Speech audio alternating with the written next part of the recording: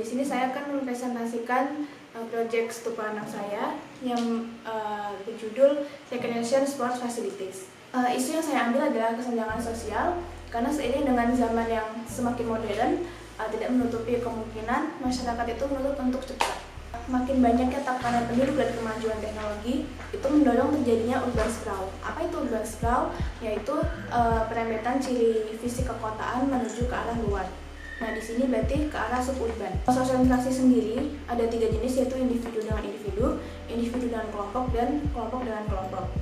Untuk konsep yang saya ambil di sini, sosial berhubungan dengan komunitas, dan keadaan sosial individu itu dengan kelompok erat kaitannya dengan pengaruh psikologi, dan itu berhubungan dengan tingkah laku manusia dan hubungannya dengan lingkungan. Lalu di sini berarti menekankan pada psikologinya.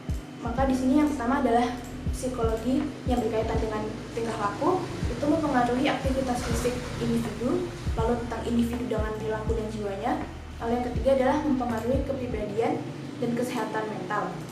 Untuk kondisi psikologi pada saat ini ada antisosial, lalu tingkat stres yang tinggi, dorongan untuk mengikuti tekanan sosial, dan juga darurat kesehatan mental. Lalu untuk psikologi yang berkaitan dengan jiwa, itu ada beberapa perbedaan kebutuhan antar individu, antara anak-anak, remaja, dan dewasa itu memiliki kebutuhannya masing-masing. Dari isu-isu yang saya ambil seperti ketimpangan sosial, perilaku manusia, dan psikologi jiwa, di sini saya mengambil pendekatan yaitu community psychology. Di sini saya menekankan pada penekanan fungsi indera, penyesuaian lingkungan, dan sociable. Konsep zonasi, di sini saya menggunakan sistem mengacakan pada masing-masing usia, yaitu ada anak-anak, remaja, dewasa, dan lansia yang diacak berdasarkan fungsinya. Maka tujuannya adalah untuk mendapatkan suatu ruangan yang mengharuskan mereka itu berada dalam satu lingkup, sehingga terjadi interaksi sosial antar berbagai kalangan dan usia. Nah, lalu di sini saya juga memberikan spot-spot kecil berupa communal space itu sebagai notes, dan menerapkan prinsip interaksi sosial karena itu dimulai dari lingkungan yang paling kecil. Lalu untuk sport, saya menerapkan juga prinsip sport science pada pembagian zonasi, mind, body, spirit, health, dan peace. Lalu untuk gubahannya sendiri, di sini saya terdapat 4 gubahan utama dan ada 5 zonasi pada bagian outdoor. Lalu kemudian adalah konsep orientasi, karena warna hijau itu pada tanaman memberikan efek rileks pada mata manusia, yaitu sebagai visualitas.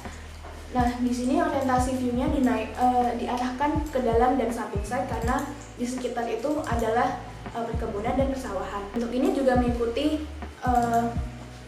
sosiopetal, yaitu lebih mengarah ke dalam, yang menjadikan mereka itu lebih dapat berinteraksi sosial. Konsep aksesibilitas, di sini untuk sirkulasi jogging track ada beberapa bagian yang dinaikkan agar tidak terjadi cross antara sirkulasi manusia dan juga sirkulasi psikolari. Nah, untuk sirkulasi jogging track ini mengitari seluruh site karena untuk mendapatkan visualitas lebih menyeluruh. Lalu untuk sirkulasi difabel itu ada pada tiap bangunan. Lalu untuk manusia, mereka mengitari tiap masing-masing bangunan. Lalu untuk konsep iklim, karena ada peneliti menemukan bahwa orang-orang yang merasa lebih banyak tekanan ketika tidak mendapatkan cahaya matahari yang cukup. Makanya di sini saya memberikan bukaan berupa skylight pada masing-masing bangunan yang fungsinya untuk supaya manusia itu bisa mendapatkan efek matahari secara lebih menyeluruh. Bagian rooftop saya berikan area hijau untuk meredam panas supaya tidak terlalu menyilaukan dan panas. Dan area hijau ini juga dapat mempengaruhi tubuh supaya rileks. Makanya di sini terdapat titik area untuk healing di beberapa spot pada bagian side. Lalu untuk konsep masanya sendiri, karena bentuk itu mempengaruhi psikologi manusia, dan peneliti menemukan bahwa apabila fasad itu rumit dan menarik, makanya itu dapat mempengaruhi menjadi pemikiran lebih positif. Orang akan lebih merasa baik dibandingkan pada bentuk yang lebih tajam. Lalu untuk yang terakhir adalah konsep landscape. Di sini manusia akan merasa tertekan, itu dapat dirilekskan dengan penyajian landscape yang kompleks, menggunakan perangsang indah. Untuk landscape sendiri, itu memutar dengan bentuk yang organik, mengelilingi setiap bangunan, dan itu juga bisa dimanfaatkan sebagai area pejalan kaki dan juga jogging track.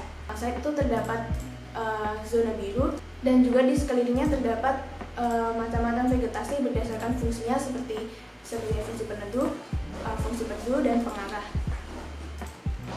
Sekian presentasi yang dapat saya sampaikan. Wassalamualaikum warahmatullahi wabarakatuh.